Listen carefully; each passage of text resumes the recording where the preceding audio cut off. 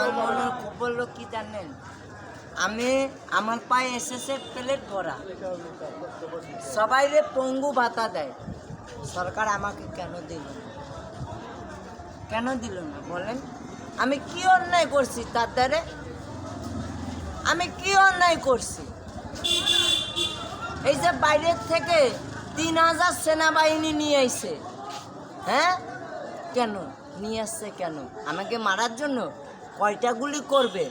সিনা পাইতে দিছি, গুলি কর কর, গুলি কর। এখন ভয়টা কেন পড়াই রইছিস তুই? থানার ভিতরে এরম হয়ে কেন পড়াই রইছি? আমার ধরে নিয়ে গেলে কিচ্ছু হবে না, আমি মেন্টাল। কোন হাতা চুরি পরাবি হইয়া কাইটে ফেলাবো, তুই নিয়ে যাইতে পারবি না।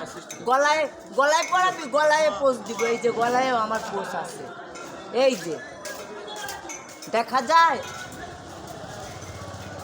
আমি হলো তাচ্ছেরা। পুলিশের প্রতি কোনো ক্ষোভ আছে? হ্যাঁ, পুলিশের উপর কি ওরা ক্ষোভ?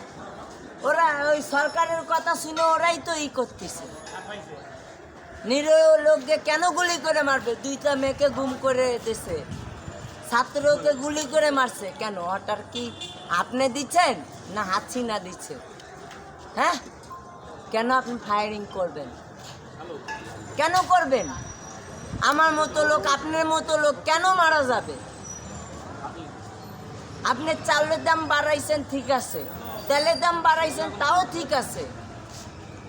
ইচ্ছা মতো দেশ চালালে গণতন্ত্রের দরকার কি?